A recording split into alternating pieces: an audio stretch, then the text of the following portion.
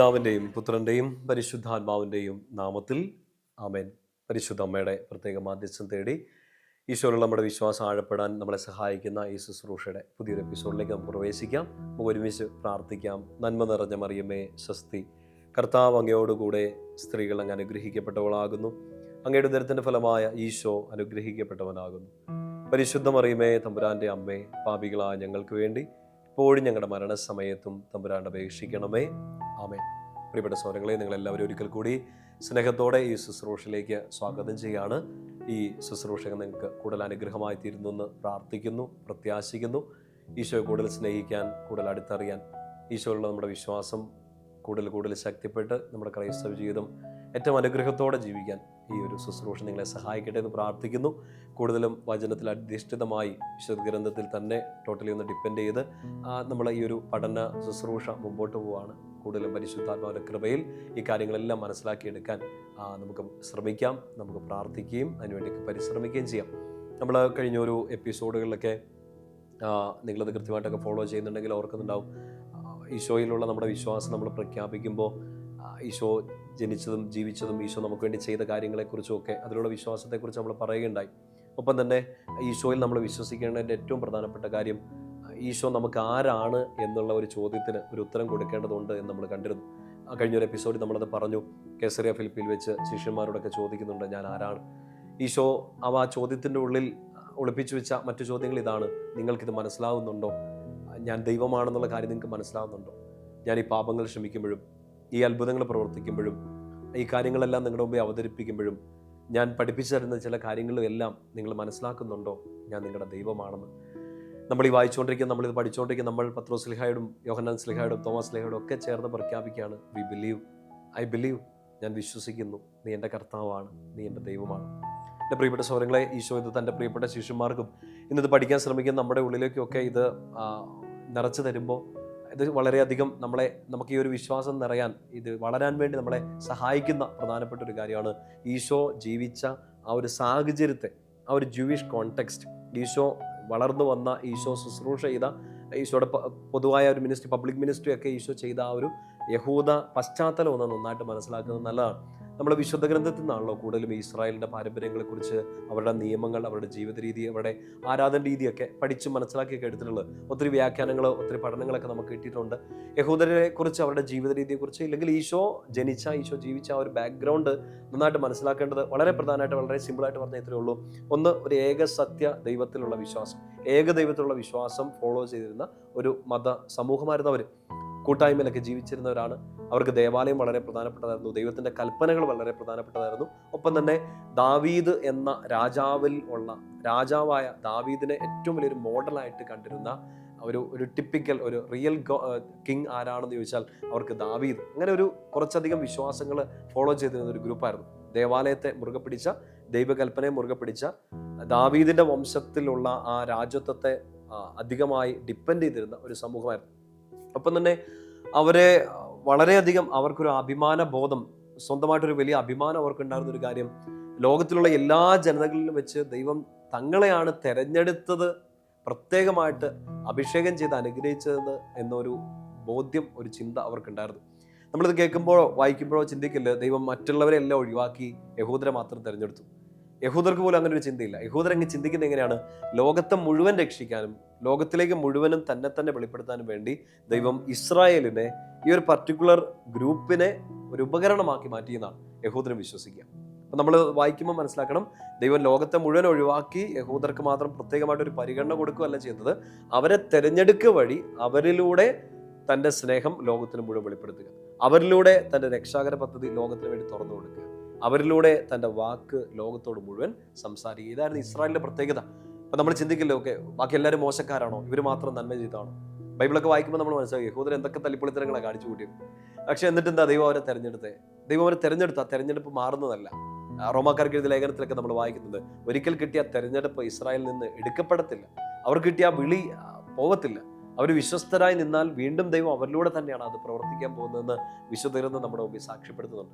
So യഹൂദരുടെ ഏറ്റവും വലിയ പ്രത്യേകതയായിട്ട് നമ്മൾ കാണേണ്ടത്, ഈശോ ജനിച്ചു വളർന്ന ഈ സാഹചര്യത്തെ കാണേണ്ടതാണ്, ദൈവം ഇവരിലൂടെയാണ് തന്നെ വെളിപ്പെടുത്താൻ തീരുമാനിച്ചത്. അതുകൊണ്ടാണ് തീർച്ചയായിട്ടും ഈശോ ജനിച്ചത് നമുക്കറിയാവുന്നതുപോലെ ഈ ഒരു യഹൂദ പാരമ്പര്യത്തിലാണ്, യഹൂദ കൂട്ടായ്മയിലാണ്, ഒരു യഹൂദ കുടുംബത്തിലാണ്, ഒരു യഹൂദനായിട്ട് ജീവിച്ചാണ് ഈശോ തൻ്റെ രക്ഷാകര പദ്ധതിയെല്ലാം ലോകത്തിന് മുഴുവനും വേണ്ടി വെളിപ്പെടുത്തി കൊടുത്തത്. ഇപ്പം നമ്മൾ ചിന്തിക്കേണ്ട കാര്യം ഇതുള്ളൂ, ലോകത്തിന് പകരമായിട്ട് ഇസ്രായേലിനെ തിരഞ്ഞെടുക്കുകയല്ല, ലോകത്തിന് വേണ്ടി ദൈവം ഇസ്രായേലിനെ തിരഞ്ഞെടുത്തു. ഇതാണ് നമ്മുടെ ഉള്ളിൽ ഇസ്രായേൽക്കാരെ കുറിച്ച്, ഇല്ലെങ്കിൽ ഈശോ ജനിച്ചു വളർന്ന ആ സാഹചര്യത്തെക്കുറിച്ച്, ഈശോ മിനിസ്ട്രി ചെയ്ത ആ ഒരു സാഹചര്യത്തെക്കുറിച്ച് നമ്മൾ ബേസിക്കായിട്ട് മനസ്സിലാക്കേണ്ടത്. അപ്പോൾ ഈ തിരഞ്ഞെടുക്കപ്പെട്ട ജനത്തിന് ഒരു കാര്യം കുറച്ചുകൂടി ശ്രദ്ധയോടുകൂടി ഇരിക്കണം.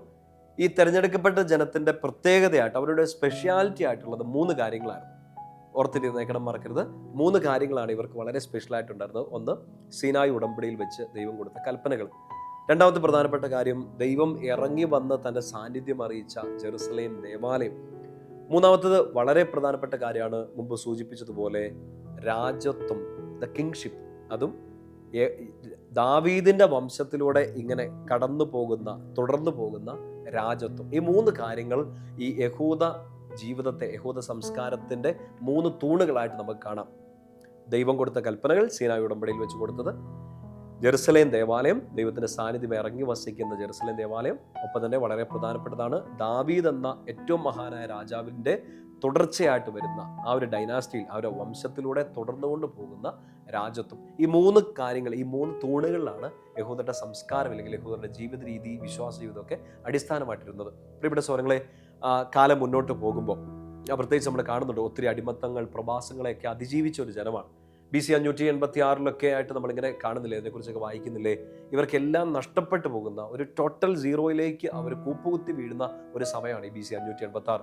പല രാജ്യങ്ങൾ, പല അധിനിവേശ ശക്തികൾ ഇവരെ ആക്രമിച്ച് തകർത്തെറിയാൻ വേണ്ടി പല രീതികളൊക്കെ ശ്രമിച്ചു.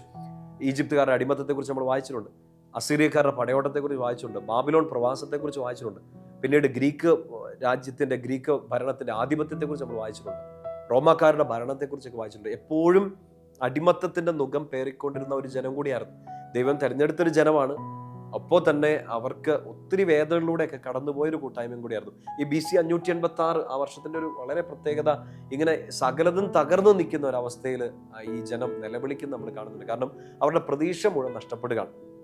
പല തവണ വേദനകൾ അനുഭവിച്ചെങ്കിലും ഏറ്റവും വലിയ വേദന അവർക്ക് നേരിടേണ്ടി വരുന്ന വർഷങ്ങളായിരുന്നു. നമ്മളിത് ചിന്തിക്കുമ്പോൾ ഈ BC 700 മുതൽ ഈ 500 വരെയുള്ള സമയമൊക്കെ അവരുടെ ഒരു തകർച്ചയുടെ വലിയൊരു ഘോഷയാത്ര തന്നെ നടക്കുന്ന ഒരു സമയമാണ്. ഈ BC 586 അവർക്ക് നഷ്ടപ്പെട്ടു പോകുന്ന ഒരു ആ ടോട്ടൽ സീറോയെ കുറിച്ചൊക്കെ നമ്മൾ വായിക്കുന്നത് ഇങ്ങനെയാണ്, മനസ്സിലാക്കുന്നത് ഇങ്ങനെയാണ്.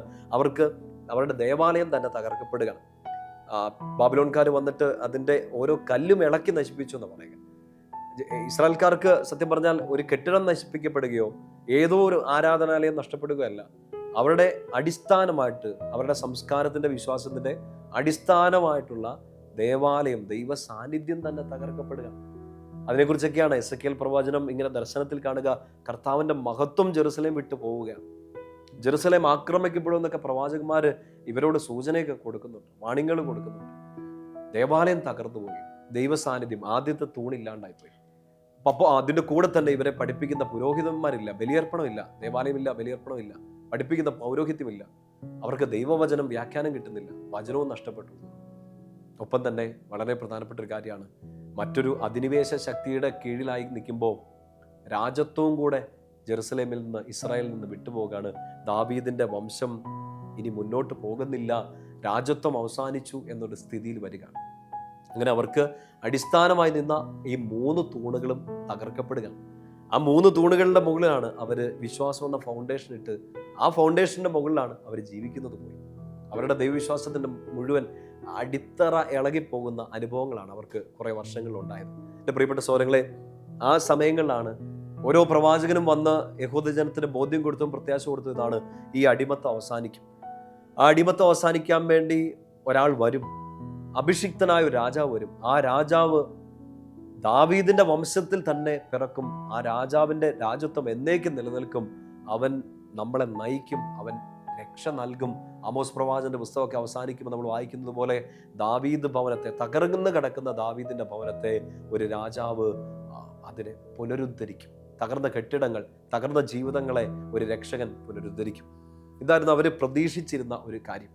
അടിമത്തത്തിന്റെ നുഖത്തിന് വിധേയരായി നിൽക്കുന്ന സമയത്തും എപ്പോഴും യഹൂദജനം പ്രതീക്ഷിച്ചുകൊണ്ടിരുന്നത് ഒരു രക്ഷകനെയാണ്. ആ രക്ഷകനെ അവർ പേരിട്ട് വിളിച്ചത് എങ്ങനെയാണ്? ദ അനോയിന്റഡ് വൺ, മിശിഹ. അഭിഷിക്തൻ ആണ് ഞങ്ങളെ രക്ഷിക്കാൻ വരിക. ആ അഭിഷിക്തൻ രാജാവായിരിക്കും. ആ അഭിഷിക്തൻ വന്നു കഴിഞ്ഞാൽ രാജത്വം പുനഃസ്ഥാപിക്കും, അടിമത്തം അവസാനിക്കും, ദൈവത്തിൻ്റെ സ്വരം ഞങ്ങൾ വീണ്ടും കേൾക്കാൻ തുടങ്ങും. എന്ന് വെച്ചാൽ സീനായിൽ മുഴങ്ങിക്കേട്ട ദൈവകൽപ്പനകൾ, ദൈവത്തിൻ്റെ സ്വരം ഈ രക്ഷകന്റെ, ഈ അഭിഷിക്തന്റെ വരവോടുകൂടി ഞങ്ങൾ വീണ്ടും കേൾക്കാൻ തുടങ്ങും. ജെറുസലേം വീണ്ടും ലോകത്തിന്റെ കേന്ദ്രമായി മാറും. ഞങ്ങൾ വീണ്ടും തെരഞ്ഞെടുക്കപ്പെട്ടവരായിട്ട് മാറും. എല്ലാവരും യഥാർത്ഥ ദൈവത്തെ ആരാധിക്കുന്ന ഒരു ദിവസം വരും രക്ഷകന്റെ വരവോടുകൂടി. ഇതാണ് അവർ പ്രതീക്ഷിച്ചത്, കാത്തിരുന്നത്. അപ്പൊ നമ്മൾ ഈ ഒരു സാഹചര്യങ്ങളൊക്കെ പറയുമ്പോൾ ഓർക്കണം, ഈശോ ജനിച്ച, ഈശോ ജീവിച്ച, ഈശോ മരിച്ചു ഉയർത്തെഴുന്നേറ്റ് ആ ജനത്തിന്റെ മുമ്പിൽ തന്നെ തന്റെ ദൈവത്വം വെളിപ്പെടുത്തുന്നത് ഏതൊരു സാഹചര്യമാണെന്ന് ഓർക്കണം. എല്ലാം തകർന്നു കിടക്കുകയും ഒപ്പം തന്നെ ഒരു അഭിഷിക്തൻ, ഒരു മിശിഹ തങ്ങളെ രക്ഷിക്കാൻ വരുമെന്ന പ്രതീക്ഷയിലും കാത്തിരിക്കുന്ന ഒരു യഹൂദ കൂട്ടായ്മയിലേക്കാണ് ഈശോ വന്ന് ജീവിക്കുകയും അവരുടെ കൂടെ നിൽക്കുകയും അവരുടെ കാര്യങ്ങളൊക്കെ അവതരിപ്പിച്ചു കൊടുക്കുകയൊക്കെ ചെയ്യുക. വരാനിരിക്കുന്ന ആ ഒരു അഭിഷിക്തൻ ചെയ്യുന്ന കാര്യങ്ങളെക്കുറിച്ച് വിശുദ്ധ ദിനത്തിലെ കുറച്ച് വചനങ്ങൾ ഒന്ന് വായിച്ച് നമുക്ക് കുറച്ച് നല്ലപോലെ ഒരു ബോധ്യം കിട്ടുമെന്നാണ് കരുതുക. ആ മിശിഹ ഭരണമേറ്റെടുത്താൽ അവനിലൂടെ ഇസ്രായേൽക്കാർ ലോകത്തിന് വീണ്ടും പ്രകാശമാകുന്ന ഒരു സൂചന യേശയ്യാ പ്രവാചകനിലൂടെ നമ്മൾ കാണുന്നുണ്ട്.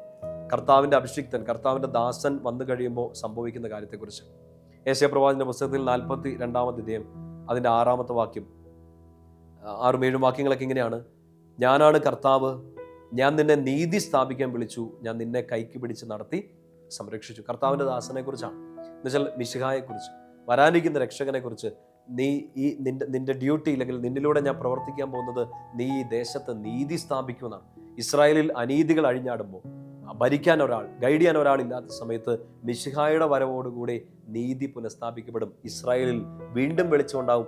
ആ വെളിച്ചം ലോകത്തിന് മുഴുവൻ പ്രകാശമായി മാറും മിശിഹായുടെ വരവോടുകൂടി. ഇതാണ് അവർ പ്രതീക്ഷയോടെ കാത്തിരുന്നത്. 7-ാമത്തെ വാക്യം: അന്ധർക്ക് കാഴ്ച നൽകുന്നതിനും തടവുകാരെ കാരാഗൃഹത്തിൽ നിന്നും അന്ധകാരത്തിലിരിക്കുന്നവരെ ഇരുട്ടറയിൽ നിന്നും മോചിപ്പിക്കുന്നതിനും വേണ്ടി ഞാൻ നിന്നെ ജനത്തിന് ഉടമ്പടിയും ജനതകൾക്ക് പ്രകാശവുമായി നൽകിയിരിക്കുന്നു. സോ വരുന്ന മിശിഹ, ദാവീദിന്റെ വംശത്തിൽ പിറക്കാൻ പോകുന്ന ആ രാജാവ്, ആ രക്ഷകൻ ചെയ്യാൻ പോകുന്ന കാര്യത്തെക്കുറിച്ചാണ് പറയാം. അടിമത്തത്തിൽ നിന്ന് മോചിപ്പിക്കും. ഈ പ്രത്യാശയോടുകൂടി അവർ കാത്തിരിക്കുന്നത്. 49-ാമത്തെ അധ്യായം കൂടെ ഒന്നെടുക്കാം. യെശയ്യാ പ്രവാചകന്റെ പുസ്തകത്തിൽ 49-ാമത്തെ അധ്യായം അതിൻ്റെ 6-ാമത്തെ വാക്യം നമ്മളിങ്ങനെ വായിക്കുക. യെശയ്യാ 49:6: അവിടുന്ന് അരുളി ചെയ്യുന്നു, യാക്കോബിന്റെ ഗോത്രങ്ങളെ ഉയർത്താനും ഇസ്രായേലിൽ അവശേഷിച്ചിരിക്കുന്നവരെ ഉദ്ധരിക്കാനും നീ എൻ്റെ ദാസനായിരിക്കും. വളരെ ചെറിയ കാര്യമാണ്.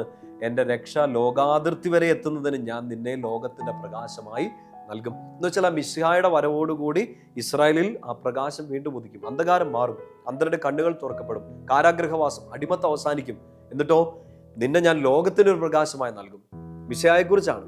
ഒപ്പം തന്നെ മിശിഹ വന്നു നിൽക്കുന്ന ഇസ്രായേൽ, ഒരിക്കൽ ദൈവം തെരഞ്ഞെടുത്ത ആ ദൈവജനം വീണ്ടും ലോകത്തിന് മുഴുവൻ രക്ഷയ്ക്ക് കാരണമാകുന്ന പ്രകാശമായിട്ട് മാറും. ആരുടെ വരവോടുകൂടി? മിശിഹായുടെ വരവോടുകൂടി. ഈ പ്രതീക്ഷയോടെ കാത്തിരിക്കുന്നവരിലേക്കാണ് മുമ്പേ പറഞ്ഞതുപോലെ ഈശോ വരിക. ഇസ്രായേൽ പ്രകാശമായിട്ട് മാറുക മാത്രമല്ല, മറ്റൊരു പ്രധാനപ്പെട്ട കാര്യം 2-ാമത്തെ അധ്യായം യെശയ്യാ പ്രവാചകന്റെ പുസ്തകത്തിൽ അതിൻ്റെ 1 മുതലുള്ള വാക്യങ്ങൾ ഇങ്ങനെയാണ്: യൂദായെയും ജെറുസലേമിനെയും കുറിച്ച് ആമോസിന്റെ പുത്രനായ യേശയ്യായിക്കൊണ്ടായ അരുളപ്പാട് അവസാന നാളുകളിൽ, എന്ന് വെച്ചാൽ അത് ലോകാവസാനത്തെ കുറിച്ചല്ല പറയുക, മിശിഹായുടെ വരവ്, ഈ അടിമത്തത്തിൻ്റെയൊക്കെ അവസാനിക്കുമ്പോൾ കർത്താവിൻ്റെ ആലയം സ്ഥിതി ചെയ്യുന്ന പർവ്വതം എല്ലാ പർവ്വതങ്ങൾക്കും മുകളിൽ ഉയർന്നു നിൽക്കും, എല്ലാ ജനതകളും അതിലേക്ക് ഒഴുകും. ജെറുസലേം വീണ്ടും രക്ഷാകേന്ദ്രമായി മാറുമെന്നാണ് പ്രവാചകനിലൂടെ കർത്താവ് പറയുക. 3-ാം വാക്യം ശ്രദ്ധിക്കുക: അനേകം ജനതകൾ പറയും, വരുവിൻ, നമുക്ക് കർത്താവിൻ്റെ ഗിരിയിലേക്ക്, യാക്കോബിന്റെ ദൈവത്തിന്റെ ഭവനത്തിലേക്ക് പോകാം. അവിടുന്ന് തൻ്റെ മാർഗങ്ങൾ നമ്മെ പഠിപ്പിക്കും, നാം ആ പാതകളിൽ ചരിക്കും. കർത്താവിൻ്റെ നിയമം സിയോനിൽ നിന്ന് പുറപ്പെടും, അവിടുത്തെ വചനം ജെറുസലേമിൽ നിന്നും. സോ ജെറുസലേം വീണ്ടും രക്ഷാകേന്ദ്രമായി മാറും. സീനായ് ഉടമ്പടിയിൽ എന്നതുപോലെ കർത്താവിൻ്റെ വചനം വീണ്ടും മുഴങ്ങി കേൾക്കും. ഇതെല്ലാം ഈ അടിമത്തത്തിന്റെ കാലത്ത്, പ്രവാസത്തിന്റെ കാലത്ത്, അധിനിവേശത്തിന്റെ കാലത്ത് ഇതെല്ലാം നഷ്ടപ്പെട്ടു. ജെറുസലേം തകരുന്നു, ദേവാലയം തകരുന്നു, നിയമം നഷ്ടപ്പെടുന്നു, രാജത്വം നഷ്ടപ്പെടുന്നു. പക്ഷേ ഒരു രാജാവ് വരുന്നുണ്ട്. ആ രാജാവിന്റെ വരവോടുകൂടി ജെറുസലേം വീണ്ടും രക്ഷാകേന്ദ്രമായി മാറും. ജെറുസലേം രക്ഷാകേന്ദ്രമാക്കിക്കൊണ്ട് ജനം മുഴുവൻ, ലോകം മുഴുവനും ഒരു രക്ഷയ്ക്കുള്ള വെളിച്ചം തുറക്കപ്പെടും.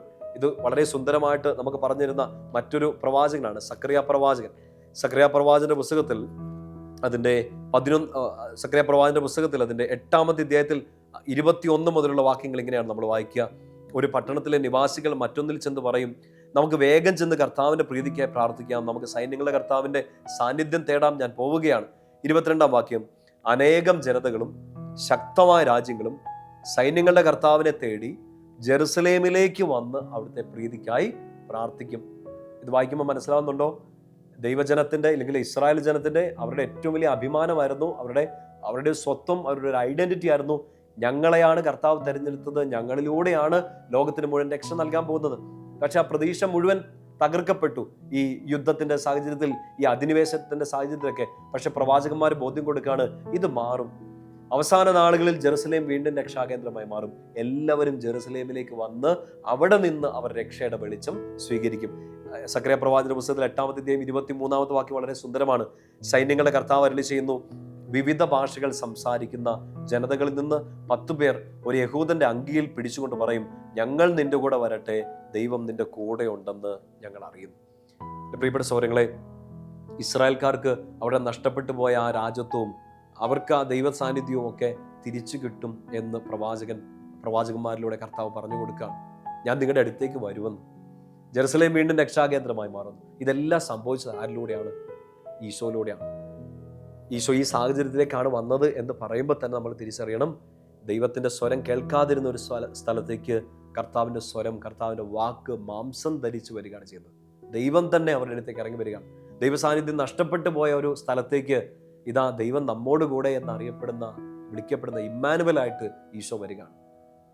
ദൈവത്തിന്റെ രാജ്യത്വം നിലനിന്ന, ദൈവം രാജാവായി നിന്ന രാജ്യത്ത് രാജ്യത്വം മുഴുവൻ അവസാനിച്ചു എന്ന് കരുതിയൊരു സ്ഥലത്ത് ദാവീദിന്റെ വംശം വേരറ്റുപോയി എന്ന് ചിന്തിച്ചൊരു സമയത്ത് ദാവീദിന്റെ വേരിൽ നിന്ന്, ജസ്സയുടെ വേരിൽ നിന്ന്, ദാവീദിന്റെ വംശാവലിയിൽ ഈശോ രക്ഷകനായി, മിശിഹായായി, ദൈവമായി, രക്ഷകനായി തന്നെ, പ്രകാശമായി, ലോകത്തിന്റെ പ്രകാശമായിട്ട് തന്നെ ജനിക്കുകയാണ്.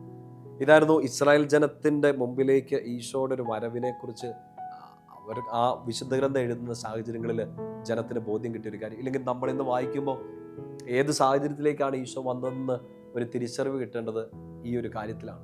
ദ ജൂയിഷ് കോണ്ടെക്സ്റ്റ്, ഈശോ ജനിച്ച ആ ഒരു സാഹചര്യം. ഈശോ ദേവാലയത്തിന്റെ മുകളിൽ ഒരു ക്ലെയിം നടത്തുന്ന ഒരു കാര്യം നമ്മൾ വായിച്ചിട്ടില്ലേ? നിങ്ങളിത് തകർത്തുകള, 3 ദിവസം കൊണ്ട് ഞാനിത് പുനരുദ്ധരിക്കും. അപ്പൊ അവൻ, ഈശോയെ കുറിച്ച് അവർ പറയുന്നതാണ്, അവൻ ദേവാലയത്തെക്കാൾ മുകളിൽ തന്നെ പ്രതിഷ്ഠിച്ചു, ഇവൻ മരിക്കേണ്ടവനാണെന്നൊക്കെ പറയുന്ന ഒരു കാര്യമുണ്ട്. എന്തിനാ ഈശോ അങ്ങനെ പറയുന്നത്? വെറുതെ അവരെ ചോടിപ്പിക്കാനോ അവരെ ദേഷ്യപ്പെടുത്താനോ അല്ല. നമ്മൾ ഈ വായിച്ചൊരു സാഹചര്യങ്ങൾ കണ്ടില്ലേ, മനസ്സിലാക്കിയൊരു സാഹചര്യം കണ്ടില്ലേ? രാജാവായി വരുന്ന ഈശോ, അവരുടെ പ്രവചനങ്ങൾക്കെല്ലാം പൂർത്തീകരണമായിട്ട് വരുന്ന ഈശോ, ദൈവത്തിന്റെ വചനമായിട്ട് വരുന്ന ഈശോ, ദേവാലയമായി തന്നെ വരുന്ന ഈശോ. വെളിപാട് പുസ്തകത്തിൽ നമ്മൾ വായിക്കുന്നുണ്ട്, അവിടെ ദേവാലയം കണ്ടില്ല, കുഞ്ഞാട് തന്നെയായിരുന്നു അവിടുത്തെ ദേവാലയം. എന്ന് വെച്ചാൽ ദൈവസാന്നിധ്യം ഇറങ്ങി നിൽക്കുന്ന ഒരു സ്ഥലമാണല്ലോ ദേവാലയം, ആരാധന നടക്കേണ്ട ഒരു സ്ഥലമാണല്ലോ ദേവാലയം. ഈശോ തന്നെ അവരുടെ മുമ്പിൽ, ഞാൻ ദേവാലയത്തെക്കാൾ, നിങ്ങളിത് തകർത്തോ ഞാനിത് പുനരുദ്ധരിക്കും എന്ന് പറയുന്നത് എന്തുകൊണ്ടാണ്? ഈ ദേവാലയം ഞാനാണ്. നിങ്ങൾക്ക് ദൈവസാന്നിധ്യം കാണണമെങ്കിൽ ഇനി വേറെ എങ്ങോട്ടോ, ആ മലയിലോ ഈ മലയിലോ പോയി ആരാധിക്കല്ല, ആത്മാവിലും സത്യത്തിലും നിങ്ങൾ ആരാധിക്കുന്നു. നീ കാണുന്ന, നിന്നോട് സംസാരിച്ചുകൊണ്ടിരിക്കുന്ന ആ ആൾ ഞാൻ തന്നെയാണെന്ന് സമരിയാക്കാരി സ്ത്രീയോടൊക്കെ ഈശോ പറഞ്ഞു കൊടുക്കുന്നത് ഈ ഒരു സാഹചര്യത്തിലാണ്. ഈ ദേവാലയത്തെക്കാൾ മുകളിൽ, ദേവാലയത്തിന് മുകളിലും ദേവാലയത്തിൽ ഒതുക്കിപ്പിടിക്കാൻ പറ്റാത്തതുമായ ഒരു വലിയ മഹനീയ ദൈവസാന്നിധ്യമാണ് ഞാനാണ് ആ ദൈവം എന്ന് ഈശോ ഈ ജനത്തിന്റെ മുമ്പിലേക്ക് ഈ ഒരു ജൂയിഷ് സാഹചര്യത്തിൽ, ഈ ഒരു യഹൂദ പശ്ചാത്തലത്തിൽ നിന്നുകൊണ്ട് അവതരിപ്പിക്കുകയാണ്. തകർന്നു കിടക്കുന്ന ജെറുസലേം ദേവാലയത്തെ നോക്കി നിങ്ങളിനി വിലപിക്കേണ്ട, ഈ ദേവാലയം ഇനിയും തകർക്കപ്പെടും എന്നൊക്കെ ഈശോ അവരോട് പറയുന്നതാണ്. പക്ഷെ നിലനിൽക്കുന്ന ഒരു ആരാധന അപ്പോഴും ഉണ്ടാവും. ഏതാരാധനയാണ്? എന്നെ നിങ്ങൾ ആരാധിക്കും, ഞാൻ ദൈവമാണെന്ന് നിങ്ങൾ തിരിച്ചറിയും. അത് ഈശോ അവരുടെ മുമ്പിലേക്ക് ഇങ്ങനെ അവതരിപ്പിച്ചു കൊടുക്കുകയാണ്. യഥാർത്ഥ ആരാധന ജെറുസലേമിൽ വീണ്ടും നടക്കും എന്ന് ഈശോ പറഞ്ഞു കൊടുക്കുന്നുണ്ട്. അതിലൂടെ ഒരു രക്ഷ വരുന്നതിനെ കുറിച്ച് ഈശോ വചനത്തിലൂടെ, പ്രവാചകന്മാരിലൂടെ കർത്താവ് പറഞ്ഞു കൊടുക്കുന്നുണ്ട്. യെശയ്യാ പ്രവാചകന്റെ പുസ്തകത്തിൽ 56-ാമത്തെ അധ്യായം, അതിന്റെ ടൈറ്റിൽ തന്നെ ഇങ്ങനെയാണ്, എല്ലാവർക്കും രക്ഷ.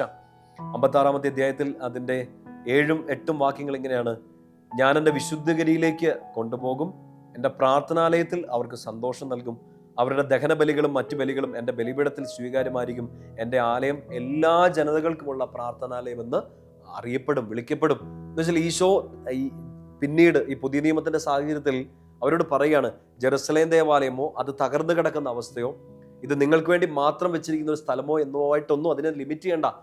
യഥാർത്ഥ ആരാധന ഈശോ അവരുടെ മുമ്പിൽ അവതരിപ്പിക്കുകയാണ്. എല്ലാവരും എന്നിലേക്ക് വരും, എല്ലാവരും ജെറുസലേമിലേക്ക് വരും, എല്ലാവരും രക്ഷ തേടി ജെറുസലേമിലേക്ക് വരും. ജെറുസലേമിൽ വന്ന് രക്ഷ പ്രാപിക്കുന്നുള്ളതല്ല, പകരം ജെറുസലേമിൽ ഇപ്പോൾ നിങ്ങളുടെ മുമ്പിൽ നിൽക്കുന്ന ഈ നിങ്ങൾ യഹൂദരുടെ മുമ്പിൽ നിൽക്കുന്ന ഞാൻ ദൈവമാണ്, എന്നെ ആരാധിക്കുന്നതിലൂടെ ലോകം മുഴുവൻ രക്ഷയിലേക്ക് വരും. അതുകൊണ്ടാണ് പത്രോസിലേക്ക് ബോധ്യത്തിൽ പറയുക, ആകാശത്തിന് കീഴെ മറ്റാരിൽ രക്ഷയില്ല ഈശോയിലല്ലാതെ.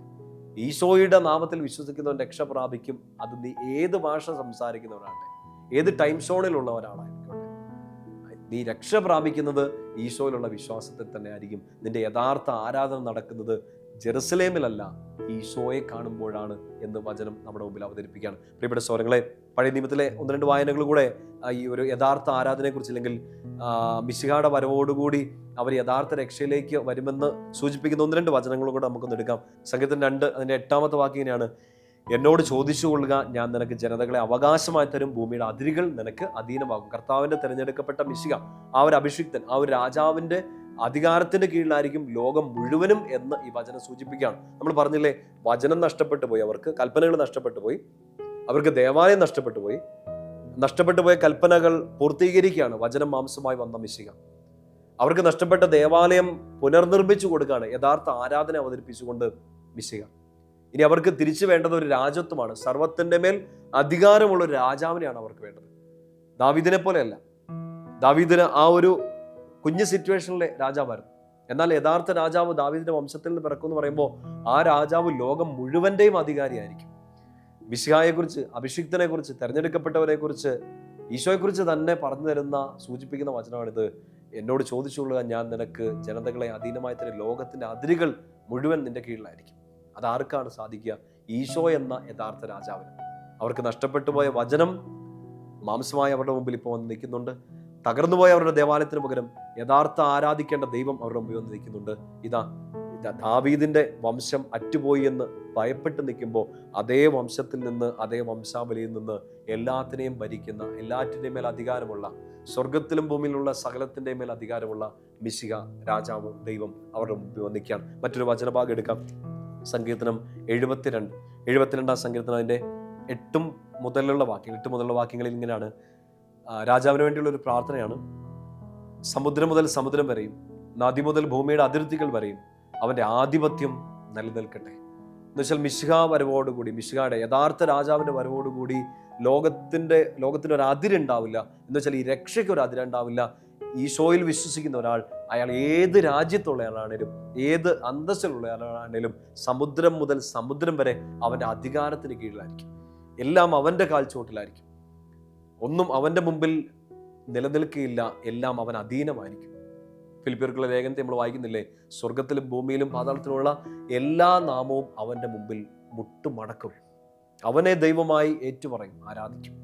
നമ്മൾ ഈ പഠിച്ചുകൊണ്ടിരിക്കുന്ന ഓരോ കാര്യങ്ങളും നമ്മുടെ മുമ്പിൽ ഈ വചനങ്ങളൊക്കെ അവതരിപ്പിക്കുമ്പോഴും അൾട്ടിമേറ്റ്ലി ഇത് നമ്മളെ ലീഡ് ചെയ്യേണ്ട എങ്ങോട്ടാണ്? യഥാർത്ഥ ആരാധനയിലേക്കാണ്. യഥാർത്ഥ വചനത്തെ ധ്യാനിക്കുക, ഈശോയെ ആരാധിക്കുക, യഥാർത്ഥ ദേവാലയമായ ഈശോയോട് ചേർന്ന് നിൽക്കുക, ഈശോയിൽ എത്തിച്ചേരുക. വളരെ പ്രധാനമായിട്ട് ആ ദൈവത്തിന്റെ, ആ രാജാവിന്റെ അധികാരത്തിന്റെ കീഴിലാണ് ഞാൻ കുറവുണ്ടെങ്കിലും, വേദനകളിലാണേലും, പരാജയപ്പെട്ട് നിൽക്കുകയാണേലും ഈ രാജാവിന്റെ അധികാരത്തിന്റെ കീഴിലാണ് ഞാൻ എന്ന ഒരു ബോധ്യം, ഒരു തിരിച്ചറിവാണ് എൻ്റെ പ്രിയപ്പെട്ട സഹോദരങ്ങളെ ഈ പഠനത്തിലൂടെയൊക്കെ നമുക്ക് എത്തേണ്ടത്. 110-ാമത്തെ സങ്കീർത്തനം കൂടി ഒന്ന് എടുക്കാവും. 110-ാമത്തെ സങ്കീർത്തനം അതിൻ്റെ 6-ാമത്തെ വാക്യം നമ്മളിങ്ങനെ വായിക്കാം: ജനതകളുടെ ഇടയിൽ അവിടുന്ന് തൻ്റെ വിധി നടപ്പിലാക്കും. അവിടം ശവശരീരങ്ങൾ കൊണ്ട് നിറയും. ഭൂമിയിൽ എങ്ങുമുള്ള രാജാക്കന്മാരെ അവൻ തകർക്കും. എന്ന് വെച്ചാൽ മിശിഹ വന്ന എല്ലാം തകർത്ത് തരിപ്പണമാക്കി മാറ്റുന്നല്ല, ലോകത്തിന്റെ അധികാരങ്ങൾക്കെല്ലാം മുകളിലാണ് ക്രിസ്തുവിന്റെ അധികാരം എന്ന് ഈ വചനം നമ്മളെ സൂചിപ്പിച്ച് നമ്മുടെ മുമ്പിൽ അവതരിപ്പിക്കുകയാണ്. ഇന്നത്തെ നമ്മുടെ ചിന്തകളൊക്കെ ഒന്ന് അവസാനിപ്പിക്കാൻ വേണ്ടി ഒന്ന് പരിശ്രമിക്കുമ്പോൾ പ്രിയപ്പെട്ട സഹോദരങ്ങളെ, 3 കാര്യങ്ങൾ നിങ്ങളുടെ മനസ്സിലുണ്ടാവണമെന്ന് ആഗ്രഹിക്കുകയാണ്. ദൈവജനത്തിന് നഷ്ടപ്പെട്ടു പോയ ആ വചനം ഈശോയിലൂടെ നമുക്കത് കിട്ടുകയാണ്. വചനമായ ദൈവത്തെ നമുക്ക് കിട്ടുക. ആരാധന നടത്തിക്കൊണ്ടിരിക്കുന്ന ദേവാലയം തകർക്കപ്പെട്ട് കിടക്കുമ്പോഴും ഈശോയെ കിട്ടിയ ഒരാൾക്ക് യഥാർത്ഥ ആരാധന നടന്നു കൊണ്ടേയിരിക്കും. എല്ലാം നമ്മുടെ മേൽ ഭരണമേറ്റെടുക്കുമ്പോൾ, എല്ലാം നമ്മളെ അടിമപ്പെടുത്താൻ ശ്രമിക്കുമ്പോൾ, ക്രിസ്തുവിലായിരിക്കുന്ന ഒരാൾ ക്രിസ്തുവിൻ്റെ അധികാരത്തിന് കീഴിലാണ്. തിന്മയുടെ അധികാരത്തിന് കീഴിലോ, വേദനിപ്പിക്കുന്നവരുടെയോ എതിർപ്പുകളുടെയോ അധികാരത്തിന് കീഴിലല്ല, ക്രിസ്തുവിൻ്റെ അധികാരത്തിന് കീഴിലാണ് നീ എന്ന ബോധ്യം നിന്നെ നയിക്കണം. വിശ്വാസം വളരുന്നതനുസരിച്ച് ക്രിസ്തുവിൻ്റെ വചനത്തിലും ക്രിസ്തുവിനോടുള്ള ആരാധനയിലും, ക്രിസ്തുവിനെ സ്നേഹിച്ച് നല്ല ക്രൈസ്തവരായി ജീവിക്കാൻ ഈ വിശ്വാസ പഠനങ്ങൾ നമ്മളെ സഹായിക്കുമ്പോഴും അൾട്ടിമേറ്റ്ലി നമ്മൾ എത്തിച്ചേരേണ്ടത് ഈശോ എന്ന ഏക സത്യദൈവത്തെ മുറുകെ പിടിച്ചുകൊണ്ടുള്ളൊരു ജീവിതത്തിലാണ്. ആ ജീവിതമാണ് ഏറ്റവും ധന്യം. അങ്ങനെ ഞാൻ തീരുമാനിച്ചാൽ ഇസ്രായേലിനെ ഒരിക്കൽ തിരഞ്ഞെടുത്തതുപോലെ എന്നെയും നിങ്ങളെയും കർത്താവ് തിരഞ്ഞെടുത്ത് നമ്മളെ ലോകത്തിൻ്റെ പ്രകാശമാക്കി മാറ്റി, ഭൂമിയുടെ ഉപ്പും ലോകത്തിൻ്റെ പ്രകാശവുമാക്കി മാറ്റി, അനേകം ജനതകളിലേക്ക് ഈ ക്രിസ്തുവിൻ്റെ രാജ്യം വ്യാപിപ്പിക്കാൻ, സുവിശേഷം എത്തിക്കാൻ ഈശോ നമ്മളെയും തിരഞ്ഞെടുക്കും, അനുഗ്രഹിക്കും. ഈശോ നമ്മളെ സഹായിക്കട്ടെ. പരിശുദ്ധാത്മാവ് ബോധ്യങ്ങൾ നൽകി നമ്മളെ മുന്നോട്ട് നയിക്കട്ടെ. പരിശുദ്ധ അമ്മയുടെ വലിയ സ്നേഹം നമ്മളെ പൊതിഞ്ഞു പിടിക്കട്ടെ. പിതാവിൻ്റെയും പുത്രൻ്റെയും പരിശുദ്ധാത്മാവിൻ്റെയും നാമത്തിൽ ആമേൻ.